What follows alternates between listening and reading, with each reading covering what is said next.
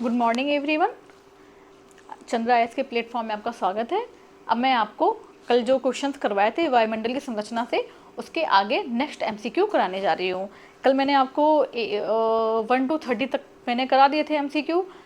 आपको उसमें से जो भी प्रॉब्लम आई हो या जिस भी टॉपिक में प्रॉब्लम हो रही हो, आप मुझे कमेंट करके बता भी सकते हैं। आज मैं उसके आगे नेक्स्ट 31 से स्टार्ट करने जा रही हूँ। तो नेक्स्ट क्वेश्चंस क्या था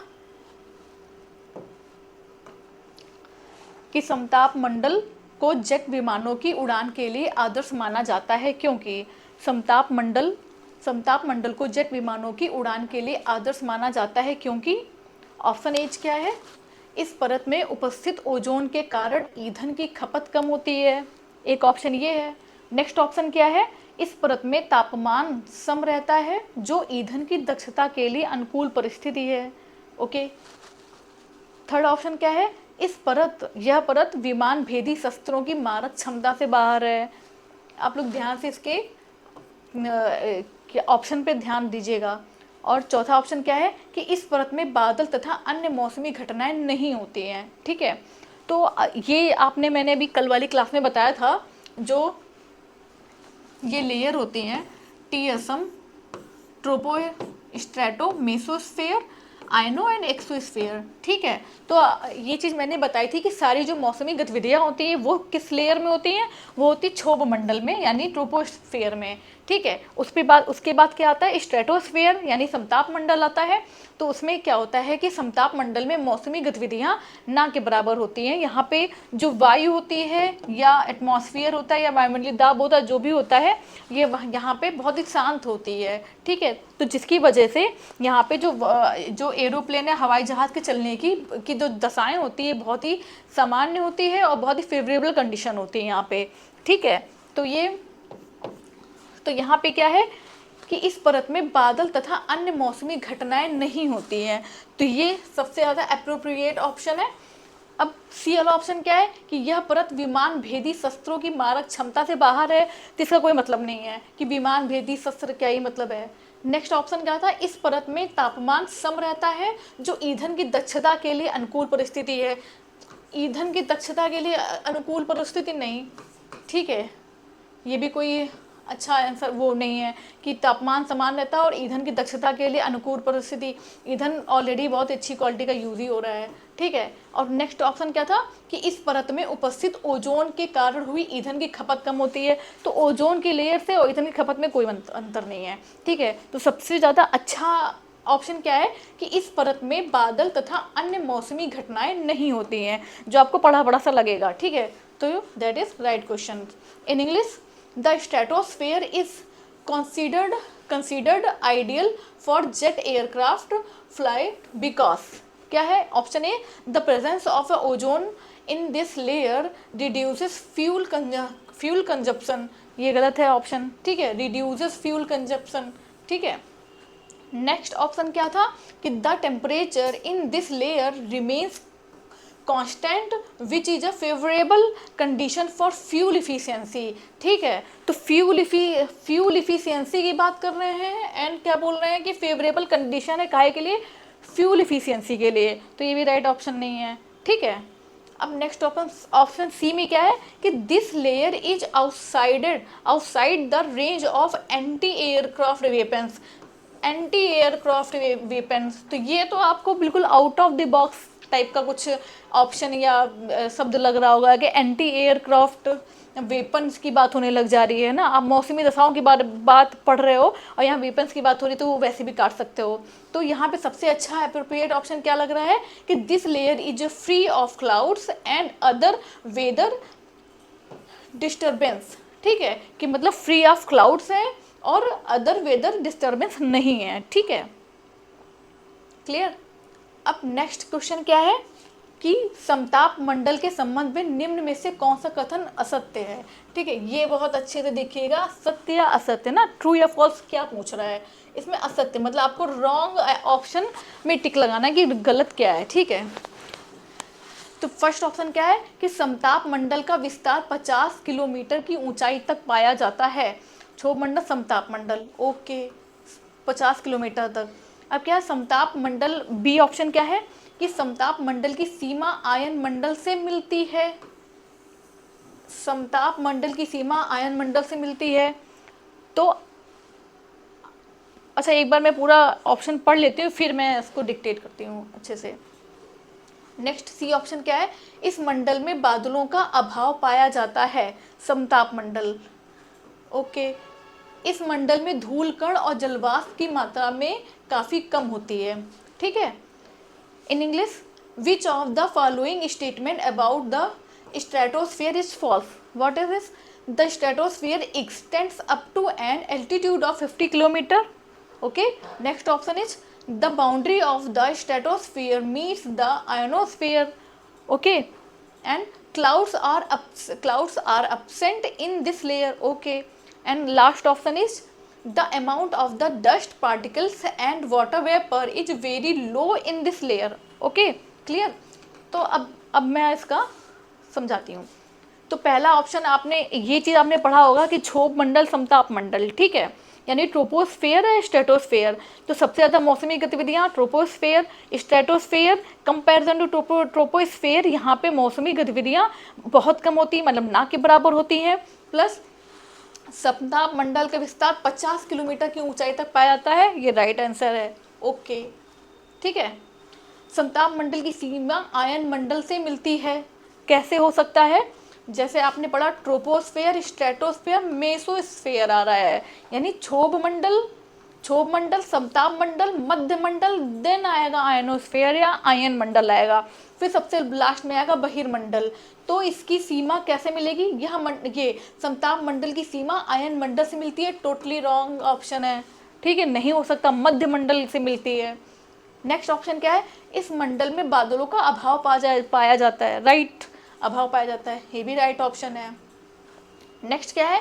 इस मंडल में धूल कण और जलवाष्प की मात्रा काफ़ी कम होती है। ये भी सही है। जब वायुमंडल की ही कमी पाई जाएगी या वहाँ पे हवाएं या मौसमी गतिविधियाँ ही नहीं हो रही है, तो फिर ये जलवाष्प और धूल के कण ये भी अब्सेंट ही होंगे या बहुत ही कम मात्रा में होंगे। ठीक है, तो ये ऑप्शन भी काफ़ी हद तक फेवरेबल कंडीशन में है। ठीक है, तो ये ऑप्शन भी सही है। तो रॉन्ग ऑप्शन क्या हो गया कि आयन मंडल से मिलती है। ये आप अगर आपने इसका क्रम भी याद किया हुआ है तो आप देखते ही लगा सकते हो ये रॉन्ग ऑप्शन कि ये रॉन्ग होगा, बाकी पूरा पढ़ने की ज़रूरत भी नहीं पड़ेगी।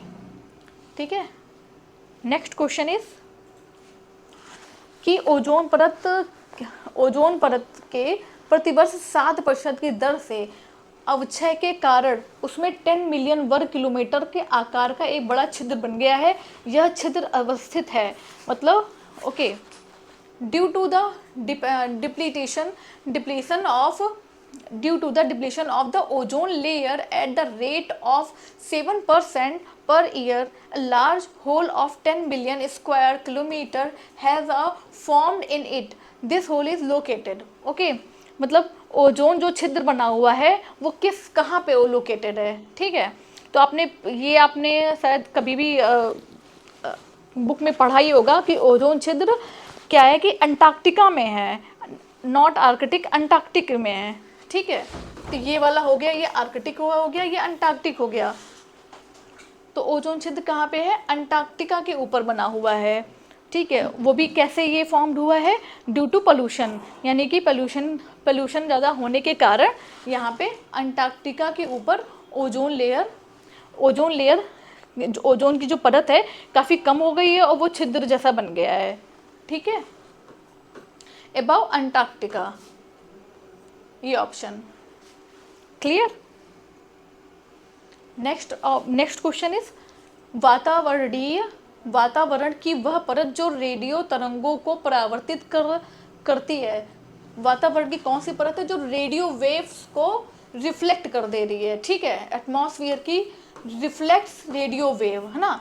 तो कौन सी लेयर है? तो आपने ये देखा होगा, ये ऑप्शन क्या है? आयन मंडल, क्षोभ मंडल, समताप मंडल, बाह्य मंडल। ठीक है, तो रेडियो बेस या रेडियो एक्टिव किरणें कहाँ से होंगी? बेसिकली आयन मंडल्स में, आयनोस्फीयर में। ठीक है, यहाँ पे ही जो रेडियो एक्टिव किरणें होती हैं या यहाँ पे मैग्नेटिक फोर्स होता है। ठीक है, तो यहाँ से ही रेडियो एक्टिव किरणें या रेस वापस आ जाती हैं। ठीक है, और इसमें लेयर भी पाई जाती है। आयनोस्फीयर में लेयर भी पाई जाती है आयनोस्फीयर में, कौन सी? DEF और G, ये 4 लेयर पाई जाती है। और जिसमें से F जो लेयर होती है, F लेयर जो होती है, वहाँ से रेडियो वेव्स जो होता है, रेडियो वेव्स वो परावर्तित होती हैं, ठीक है, यानी रेडियो तरंगे परावर्तित होती हैं। और जो जी लेयर होती है, यहाँ से सारी रेडियो तरंगे वापस परावर्तित हो जाती हैं जी लेयर से। और डी और ई लेयर से क्या होता है? डी लेयर भी सबसे लोवेस्ट होता है, तो यहाँ पे जो छोटी मोटी जो तरंगे होती हैं वो वापस आती हैं, और यहाँ पे मध्यम रेंज की जो तरंगे होती हैं, रेडियो तरंगे होती हैं, वो परावर्तित होती हैं, ठीक है। बस आपको ये याद रखना है कि जो एफ लेयर होती है, वहाँ पे रेडियो वेव्स एफ लेयर से परावर्तित हो जाती है, ठीक है। तो यहाँ पे क्या होगा? Which layer atmosphere reflect the radio waves? तो कौन सा है? Ionosphere, okay. अब क्या है कि संचार उपग्रह किस वायुमंडलीय स्तर में स्थित होते हैं? संचार उपग्रह, ठीक है, यानी in which atmospheric layer are communication satellites located. Which one? एक हो गया, सबसे पहला ऑप्शन है stratosphere, next ionosphere, next is troposphere and exosphere. तो आपने ये देखा होगा, जो संचार उपग्रह होता है मोस्टली ये बहिर्मंडल यानी सारी लेयर को क्रॉस करके सबसे आउटर लेयर में ही भेजा जाता है। तो आउटर लेयर कौन सी है? Troposphere, stratosphere, mesosphere, ionosphere and exosphere, TSMIE। क्षोभ मंडल, समताप मंडल, मध्य मंडल, आयन मंडल और बहिर्मंडल, ठीक है, बहिर्मंडल।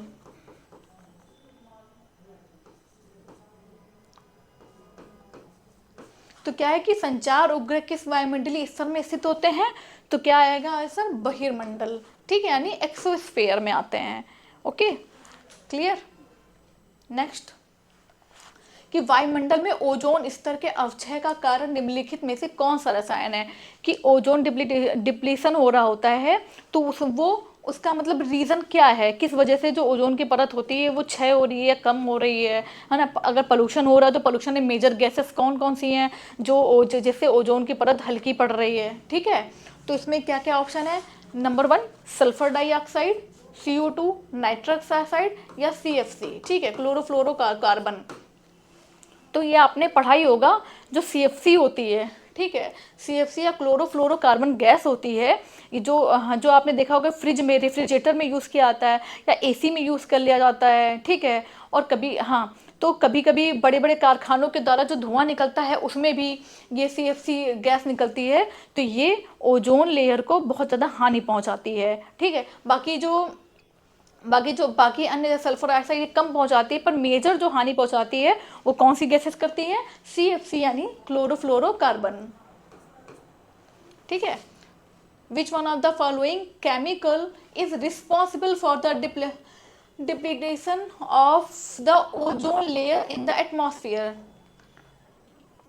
तो क्या है? Sulphur dioxide, carbon dioxide, nitrous oxide and chlorofluoro carbon, ठीक है। डिप्लीशन में कौन सा सबसे ज्यादा मेजर रिस्पॉन्सिबल है? तो क्या है? CFC या क्लोरोफ्लोरोकार्बन। नेक्स्ट क्वेश्चन, कि रेडियो की लघु तरंगों के आयन मंडल की किस परत से परावर्तित होकर धरातल पे आती है? ये भी मैंने पूरी आपको लेयर बताया हुआ है कि DEFG किस परत से आता है, ठीक है। तो कौन कौन सी बड़ी लेयर? D, E, F और S, ठीक है। From which layer of the ionosphere do short radio wave reflect back to the earth surface? कौन सा है? D layer, E layer, F layer and S layer. तो अभी हमने क्या बताया था? D, E, F, G। तो रेडियो वेव्स किस वाले से परावर्तित होंगी? शॉर्ट रेडियो वेव्स, तो होगा वो F लेयर यानी F परत से रेडियो तरंगे। बाकी D से क्या होगा? शॉर्ट वेव हो जाती है, है ना। बाकी डी ई से मीडियम रेंज की जो रेडियो वेव होंगी वो आएंगी। बाकी टोटली जो रेडियो एक्टिव किरणें होती है, रेडियो एक्टिव जो तरंगे होती है, टोटली कहाँ से रिफ्लेक्ट होके जो वापस जाएगी, कहाँ से वापस परावर्तित हो जाएंगी, वो भी एफ लेयर से। और जी लेयर से क्या होता है कि जी लेयर में सारी जो तरंगे होती हैं, रेडियो तरंगे, सारी तरंगे परावर्तित होकर के वापस लौट आएंगी। क्लियर। नेक्स्ट इज ऊपर से नीचे की ओर वायुमंडल की विभिन्न परतों की सीमाओं का कौन सा क्रम सही है। ठीक है, ऊपर से नीचे मतलब, ठीक है, ऊपर से नीचे मतलब ऐसे ऑर्डर पूछा जा रहा है, तो आपको ये तो याद होगा, टी एस एम आई ई, क्षोभ मंडल, समताप मंडल, मध्य मंडल, आयन मंडल, बहिर्मंडल। तो आपको ऊपर से पूछ रहे हैं, यानी कि पहले बहिर्मंडल आएगा, ऊपर से नीचे की ओर। ठीक है, कौन सा क्रम सही है। ट्रोपो ट्रोपो ट्रोपो एक मिनट, ऊपर से नीचे की ओर वायुमंडल की विभिन्न परतों की सीमाओं की बात हो रही। ओके, सीमाएं मतलब ट्रोपोपॉस, ये सारा जाएगा। ठीक है, नाम ट्रोपोपॉस हो गया, स्ट्रेटोपॉस हो गया। जैसे इन्हीं लेयर में भी इसके यहाँ पे छोटा छोटा सा गैप होता है, वो ट्रोपोपॉस बन जाता है। फिर इसी लेयर जैसे मेसोस्फेयर हो गया, इसके ऊपर एक पतली सी परत बन जाएगी, वो मेसोस्फेयर, ये मेसोस्फेयर की परत हो गई, इसके ऊपर ये मेसोपॉस बन जाएगा। ठीक है, तो यहाँ पे देख रहे हैं ये ट्रोपोपॉस हो गया, स्ट्रेटोपॉस हो गया, मेसोपॉस हो गया। ठीक है, ये तीनों लाइन, तो ये आपको क्रम से, अब देखिए ये इसका क्रम सही लग रहा है ना, ट्रोपोपॉस, स्ट्रेटोपॉस, मेसोपॉस। ठीक है, बाकी देखिए मैग्नेटोपॉस हो गया, ट्रोपो, स्ट्रेटो, मेसो, है ना। ये तो ट्रोपो स्ट्रेटो, ये बिल्कुल ही गलत हो गया, ये वाला ऑप्शन। ये वाले में ट्रोपो स्ट्रेटो मेसो इधर आ गया, टोटली रॉन्ग। ठीक है, मेसो स्टेपो ट्रोपो, ये भी पूरा गलत है। तो एक ऑप्शन आपको बेस्ट क्या लग रहा है, ट्रोपोपॉस, स्ट्रेटोपॉस, मेसोपॉस और magnetopause. This is right option. Which of the following sequence of the boundaries या pause of the different layer of the atmosphere from top bottom is correct. ठीक है, मैग्नेटोपॉस, मेसोपॉस, स्ट्रेटोपॉस एंड ट्रोपोपॉस। ठीक है, तो this one is a right option. Clear. अब next question क्या है कि वायुमंडल के किस भाग में जलवाष्प की कुल मात्रा का 90% भाग विद्यमान रहता है। जलवाष्प की मात्रा का 90% भाग विद्यमान रहता है। तो जहाँ पे ये आपने देखा होगा, जहाँ पे वायुमंडल होगा वहीं भी जलवाष्प होगा, वहीं पर डस्ट पार्टिकल भी होंगे, वहीं पर क्लाउड भी फॉर्म हो रहा होगा। तो ये किस भाग में या किस लेयर में सारी प्रक्रिया हो रही होंगी, क्षोभ मंडल या स्ट्रेटोस्फेयर में। ठीक है, ये डायरेक्ट आंसर लग जा रहा है। In English, in which part of the atmosphere is 90% of the total amount of water vapour present. Is answer is troposphere. बहुत ज़्यादा दिमाग लगाने की जरूरत नहीं है, आसानी से आ गया। क्लियर। अब क्या है नेक्स्ट क्वेश्चन 40, वायुमंडल का कौन सा भाग रसायन मंडल का एक भाग है। ठीक है, जैसे मान लीजिए आपको रसायन मंडल नहीं पता चल रहा है कि रसायन मंडल क्या होता है, तो आप सोच इसमें देखिए कि कौन सा ऑप्शन बिल्कुल डिफरेंट लग रहा है। एक ही आंसर होगा, जो टोटली डिफरेंट हो वो हो सकता है। जैसे क्षोभ मंडल हो गया, आयन मंडल हो गया, ताप मंडल हो गया, ओजोन मंडल हो गया। कौन सा भाग रसायन मंडल का एक भाग है। ठीक है, तो ताप मंडल अभी आपने उसमें ट्रोपोस्ट्रेटो में भी पढ़ लिया, ताप मंडल, आयन मंडल भी आपका पढ़ा हुआ सा है, और क्षोभ मंडल भी आपका पढ़ा हुआ सा है। ठीक है, ओजोन मंडल बस आपका पढ़ा हुआ नहीं है, आपने भी बस ओजोन लेयर के बारे में पढ़ रहे थे। ठीक है, मतलब ओजोन लेयर के बारे में पढ़े थे, तो ये डिफरेंट है। ठीक है, बाकी सब तो आपने इसके लेयर पढ़े होंगे, तो ये सब सिमिलर आ रहा है, ये थोड़ा डिफरेंट आ रहा है। ठीक है, तो अगर आपको नहीं भी पता है कि रसायन मंडल में क्या क्या आता है, तो आप ये एक ऑप्शन आप टिक मार दीजिए, राइट। ऐसे भी आप एमसीक्यूज को सॉल्व कर सकते हैं। तो right option is ozone Mandal. In English, which part of the atmosphere is part of the chemical sphere. The right answer is ozone layer, chemical sphere. ठीक है, नेक्स्ट क्या होगा, किस वायुमंडलीय परत को मौसमी परिवर्तन की छत के नाम से जाना जाता है। मौसमी परिवर्तन, अब देखिए एक ही क्वेश्चन है पर कितने कितने इसके वेरिएंट है, मतलब कितने कितने तरीकों से एक ही क्वेश्चन को कितने तरीकों से पूछा जा सकता है। मतलब इसका आंसर क्षोभ मंडल है या ट्रोपोस्फेयर ही है, पर उसको किस तरीके से पूछा जा सकता है कि या कि मौसमी परिवर्तन की छत हो गया, या कहाँ पे मतलब कहाँ पे जलवायु शांत है, या कहाँ पे सबसे ज़्यादा धूलकण पाया जा रहा है। तो कितने नए नए तरीकों से, मतलब एक जानकारी से कितने नए नए तरीके से क्वेश्चन फॉर्म हो सकते हैं। ठीक है, तो इसमें क्या मौसमी परिवर्तन की छत, तो क्या है क्षोभ मंडल। Which atmospheric layer is known as the ceiling of the seasonal changes, तो क्या है ट्रोपोस्फेयर, राइट। नेक्स्ट क्या है कि हवाई जहाज प्रायः उड़ सकते हैं, ये बहुत इजी क्वेश्चन। समताप मंडल, अभी आपने पढ़ा कि समताप मंडल में मौसमी गतिविधियां नगण्य होती है, ना के बराबर होती है, प्लस वायु की जो दशाएं होती हैं वो भी शांत होती हैं। तो यहाँ पे ये हवाई जहाज उड़ाने की प्रायः यह काफ़ी फेवरेबल कंडीशन होती है। ठीक है, कहाँ पे समताप मंडल में या स्ट्रेटोस्फेयर में। ओके, नेक्स्ट, पृथ्वी की सतह से सबसे दूर वातावरणीय परत को क्या कहते हैं। अब यही देख लीजिए एक ही ऑप्शन है उसी सारे क्वेश्चन। तो सबसे ज़्यादा लास्ट वाला, सबसे लास्ट परत कौन सी होती है, एक्सोस्फेयर, बहिर्मंडल। पृथ्वी की सतह से सबसे दूर वातावरणीय परत कौन सी होगी, बहिर्मंडल, क्या exosphere, right. Which of the outer most atmospheric layer from the earth surface, तो आउटर मोस्ट लेयर कौन सी होगी, एक्सोस्फेयर। क्लियर। अब क्या है कि पृथ्वी से सतह से सबसे दूर वायुमंडलीय परत किस नाम से विदित है, बहिर्मंडल। ये भी सेम क्वेश्चन है बट अलग तरीके से पूछा गया है। ठीक है, बहिर्मंडल या exosphere. Atmospheric layer farthest from the earth surface known as, क्या होगा, exosphere. Option is B, right. Next क्या है, वायुमंडल में सबसे अधिक ओजोन परत, ओजोन लेयर कहाँ पर केंद्रित है। तो ओजोन लेयर आपको पता होगा कि ट्रोपोस्फेयर के जस्ट ऊपर में, मतलब स्ट्रेटोस्फेयर आता है, वहाँ से 20 किलोमीटर की रेंज तक आपको ओजोन लेयर मिलेगी। ठीक है, बेसिकली यहाँ से इसके ये हाइट मतलब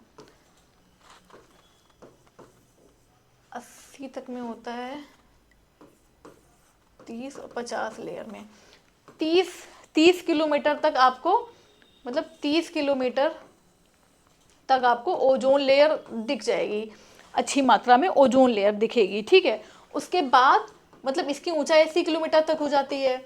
ठीक है, और उसके बाद जो 50 किलोमीटर का जो एरिया होगा वहाँ पे क्या होगा कि तापमान बढ़ने लगेगा। बिकॉज क्या रीज़न होगा, क्योंकि जो ओजोन लेयर होती है वो सूर्य की अल्ट्रावायलेट रेस को अवशोषित भी करती है। तो उससे क्या होता है कि तापमान बढ़ने लग जाता है। ठीक है, तो यहाँ पे क्या होता है, जो ओजोन लेयर होती है वो सूर्य की किरणों को अवशोषित करने लग जाती है, तो तापमान बढ़ता है। ठीक है, और जस्ट इसके नीचे थोड़ी सी वायु ठंडी होती है, तो जो ओजोन की परत होती है वो कितने किलोमीटर तक पाई जाती है, अच्छे में 30 किलोमीटर तक। ठीक है, और ये कहाँ का है, समताप मंडल का भाग है। ठीक है, तो क्या क्वेश्चन है, वायुमंडल में सबसे अधिक ओजोन कहाँ पे केंद्रित होती है, स्ट्रेटोस्फेयर में। Option C, stratosphere. Where is the highest concentration of ozone found in the atmosphere, highest concentration कहाँ होगा, स्ट्रेटोस्फेयर में होगा। क्लियर। अब है समुद्र पर, ये आपको लर्निंग फैक्ट है, याद कर सकते हैं कि समुद्र तल पर औसत वायुदाब कितना होता है। सब ये आपको पता होगा कि जो वायुदाब होगा वो सबसे ज़्यादा कहाँ पे होता है, सबसे ज़्यादा वायुदाब समुद्र तल पे होता है। ठीक है, और कितना होता है, 1013.25 मिली बार। और वायुदाब किससे मापते हैं, बार से, मिली बार से वायुदाब, बैरोमीटर से वायुदाब मापा जाता है, और उसकी इकाई क्या होती है, millibar. What is the average atmospheric pressure at sea level, atmospheric level average कितना होता है, 1013.25 मिली बार। ओके, अब है वायुदाब प्रायः सर्वाधिक होता है जब वायु होती है, वायुदाब। ठीक है, ये आपने देखा होगा कि वायुदाब हल्का और भारी, मतलब वायुदाब दाब जब ज़्यादा होता है या कम होता है किस पे डिपेंड करता है, हवा ठंडी है या गर्म है, ठीक है। जब एयर या वहाँ की जो हवा, जो नियरेस्ट हवा होगी वो ठंडी होगी तो वायुदाब ज़्यादा होगा, प्लस वो नीचे बैठी रहेगी, ठीक है। तो क्या आंसर है, ठंडी तथा शुष्क हवा, ठीक है। अब देखिए यहाँ पे ठंडी के साथ नम आ गया तो ये अपोजिट हो गया, भाई ठंडी है तो नमी नहीं होगी क्योंकि शुष्कता होएगी। अब उष्ण के साथ शुष्क, ये भी गलत जा रहा है। उष्ण के साथ नम, ये भी गलत जा रहा है क्योंकि वायुदाब ज़्यादा है, ठीक है। अगर वायुदाब कम होता तब हम ये ले सकते थे उष्ण तथा नम, पर यहाँ पे वायुदाब ज़्यादा बता रहा है तो क्या होगा, ठंडी तथा शुष्क एयर होगी। और आपने एक कॉन्सेप्ट पढ़ा होगा कि हवा कैसे चलती है, हाई टू लो प्रेशर, ठीक है। मतलब जब उच्च वायुदाब से निम्न वायुदाब, जब हवा हल्की हो जाती है तो ऊपर उठती है, तो जब वहाँ पे वैक्यूम क्रिएट होता है तो ठंडी हवा उसको चारों तरफ से भरती है, ठीक है, और वो ठंडी होती है इसलिए नीचे बैठती है। तो वायुदाब प्रायः सर्वाधिक कहाँ होता है, ठंडी और शुष्क में। Air pressure is usually highest when the air is cold and dry. Clear. अब 48 क्वेश्चन क्या है कि वायुदाब में अचानक आने वाली कमी निम्न में से किसका सूचक होती है। तो ये आपने बहुत बार पढ़ा होगा कि अचानक, अगर ये अचानक जो इसका बैरोमीटर होता है अचानक अगर गिर जाता है तो आंधी तूफान का ये सूचक होता है, इंडिकेट करता है कि आंधी तूफान आने वाला है, ठीक है। तो क्या होता है, वायुदाब में अचानक आने वाली कमी निम्न किसका सूचक होती है, तूफानी मौसम का, मतलब तूफान आ रहा है इसको इंडिकेट करता है। A sudden drop of air pressure is an indicator of which of the following। तो क्या है, स्टॉर्मी वेदर, स्टॉर्म आने वाला होगा, ठीक है। बाकी clear weather nothing, extremely cold weather इसकी जानकारी कौन नहीं देगा, extremely cold weather, rainy weather nothing. तो लगाया किसके लिए जाता है, स्टॉर्मी वेदर के लिए। अगर बहुत ज़्यादा तूफान आने वाला होता है, जैसे आपने न्यूज़ में देखा ही होगा कि अगर उड़ीसा के तट पे या पश्चिम बे ऑफ बंगाल या आंध्र प्रदेश या तमिलनाडु के आसपास जो तूफान आने वाले होते हैं तो क्या होता है कि 24 घंटे पहले या 12 घंटे पहले पूर्व सूचना दे दी जाती है गवर्नमेंट की तरफ से कि यहाँ पे ये तूफान आने वाला है तो आप सेफ जगह पे चले जाइए, ठीक है। तो वो सब इसी उपकरण के माध्यम से जानकारी ली जाती है और पहले ही लोगों को सेफेस्ट जगह पे रिप्लेस कर दिया जाता है।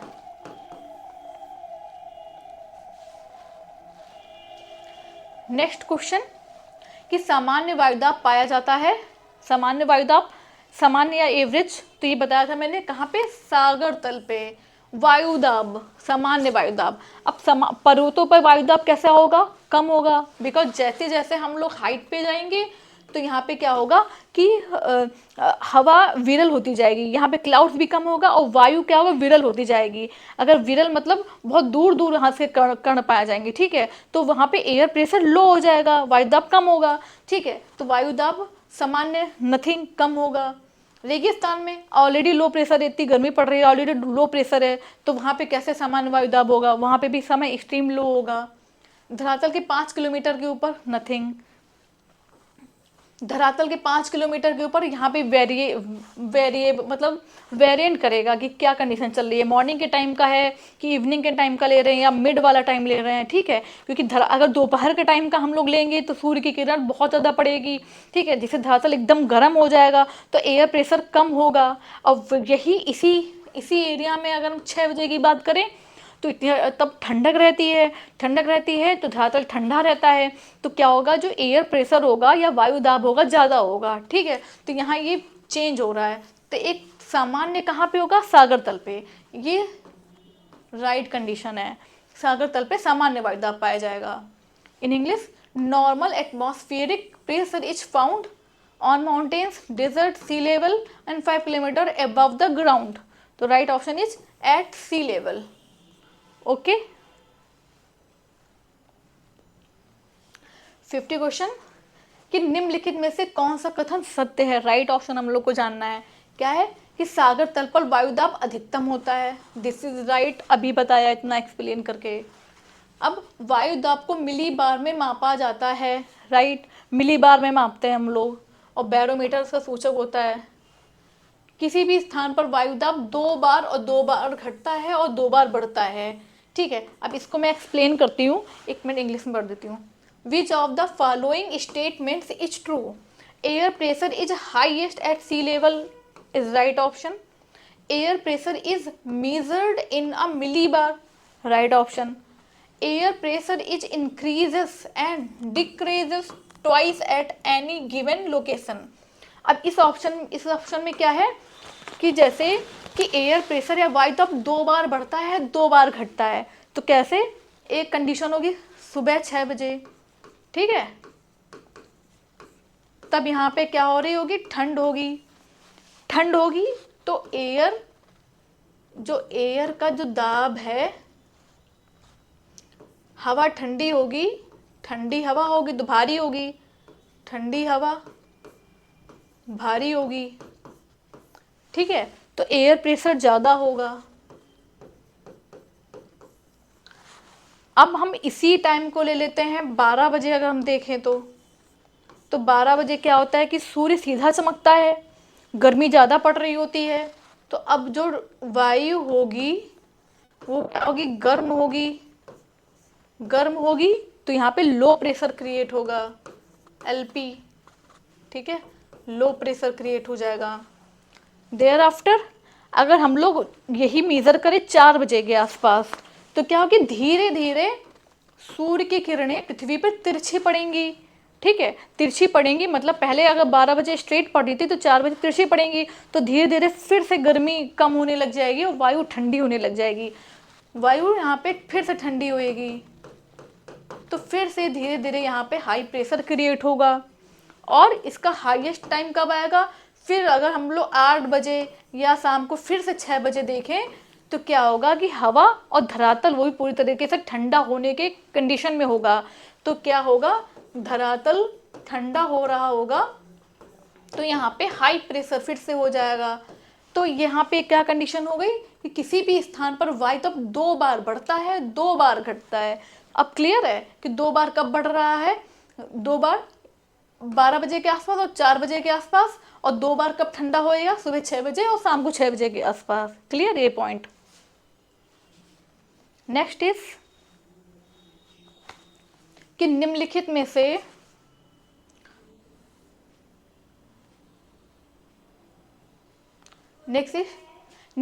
से कौन सा कथन सत्य है? 51 क्वेश्चन। कौन सा कथन सत्य है? वायु दाब के घटने बढ़ने की क्रिया को वायु दाब उच्चावच कहते हैं, ठीक है, वायु दाब के घटने बढ़ने की प्रक्रिया को वायु दाब उच्चावच या बैरोमीट्रिक, क्या लिखा हुआ है, वायु दाब उच्चावच समझिए कहते हैं। नेक्स्ट ऑप्शन क्या है? वायु दाब में उतार चढ़ाव विषुवत रेखा से ध्रुवों की ओर कम होता जाता है, ठीक है, अभी पढ़ लीजिए फिर मैं समझाती हूँ। वायु दाब में उतार चढ़ाव विषुवत रेखा से ध्रुवों की ओर कम होता जाता है, ओके। 60 डिग्री अक्षांश के बाद वायु दाब का दैनिक उतार चढ़ाव नहीं देखा जाता। वायु दाब के घटने बढ़ने की प्रक्रिया को वायु दाब उच्चावच कहते हैं। तो यहाँ पे ऑल इज राइट ऑप्शन है। अभी मैं इसको अच्छे से समझाती हूँ, इन इंग्लिश एक बार देख लेते हैं। विच of the following statement is true? Option 1 is the process of the increases and decreases in the air pressure is called barometric tide. Next option कि fluctuation in the air pressure decreases from the equator towards the poles, okay. Daily fluctuation in the air pressure are not observed beyond 60 degree latitude, ठीक है। अब आपने ये देखा होगा कि वायु दाब के घटने और बढ़ने की क्रिया को वायु दाब उच्चावच कहते हैं, ठीक है, ये राइट ऑप्शन है, इसमें ज़्यादा दिमाग नहीं लगाना। नेक्स्ट क्या था कि वायु दाब में उतार चढ़ाव विषुवत रेखा से ध्रुवों की ओर कम होता जाता है, ठीक है, क्योंकि आपने ये चीज़ पढ़ी होगी, अगर ये ग्लोब हो गया, ये इक्वेटर 0 डिग्री की लाइन हो गई, ये 90 डिग्री की लाइन हो गई, ठीक है, ये हो गया पोलर रीजन, मतलब सबसे ठंडा एरिया, और ये 0 डिग्री यहाँ पे मतलब कि जो 12 घंटे सूर्य सीधा चमकता है, तो मतलब ये रीजन बहुत ज़्यादा गर्मी ले रहा है, बहुत ज़्यादा धरातल यहाँ का गर्म होगा, ठीक है, तो यहाँ पे ऑलरेडी एयर प्रेशर बहुत लो होगा, उसके बाद जैसे जैसे आप ऊपर बढ़ते जाएंगे वैसे वैसे सूर्य की किरणें तिरछी पड़ती जाएंगी, ठीक है, मतलब कम मिलेगी सूर्य की किरणें, ठीक है। तो मतलब धीरे धीरे एरिया ठंडा होता जाएगा, प्लस प्लस ज़्यादा यहाँ पे वेरिएशन देखने को नहीं मिलेगा आपको। सबसे ज़्यादा वेरिएशन कहाँ देखने को मिलेगा, 0 डिग्री के आसपास, कि बहुत ज़्यादा गर्मी होगी, फिर उसके बाद ज़्यादा बारिश भी होगी, उमस भी होगी, नमी भी होगी, ठीक है। तो ज़्यादा वेरिएबिलिटी कहाँ देखने को मिल रही है, 0 डिग्री के आसपास या 5 से 10 डिग्री लेटीट्यूड के आसपास। पर हम लोग जैसे जैसे ऊपर जाएंगे तो यहाँ पे कंडीशन थोड़ी शांत होने लग जाएगी, बिकॉज ऑफ कि वेदर कोल्ड होने लग जाएगा, ठंड ज़्यादा बढ़ने लग जाएगी, तो और वहाँ पर्यावरणीय जो गतिविधियाँ हैं वो भी कम होने लग जाएंगी, ठीक है। तो क्या है कि वायुदाब में उतार चढ़ाव विषुवत रेखा से ध्रुवों की ओर कम होता है। This is right option. अब क्या है, उसी को एक्सप्लेन करके बोल दिया गया है कि 60 डिग्री अक्षांश के बाद वायुदाब का दैनिक उतार चढ़ाव नहीं देखा जाता। राइट है, जैसे आप यहाँ पे 10 हो गया, ये 20 डिग्री हो गया, या आपने बनाया ग्लोब 0, 10 डिग्री, 30 आ गया, ये आ गया लगभग 35, ये 60।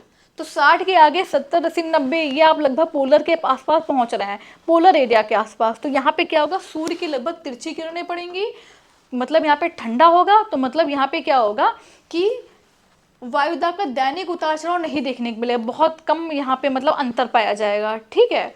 ये उसी का ही एक्सप्लेन वर्जन है कि हाँ इन्होंने लैटिट्यूड के माध्यम से समझाया है। तो all option is right. Clear. अब क्या, ग्लोब पर दाब कटिबंधों की संख्या कितनी होती है, दाब कटिबंध, ये मैं एक्सप्लेन कर दूंगी, बट आंसर इज 7।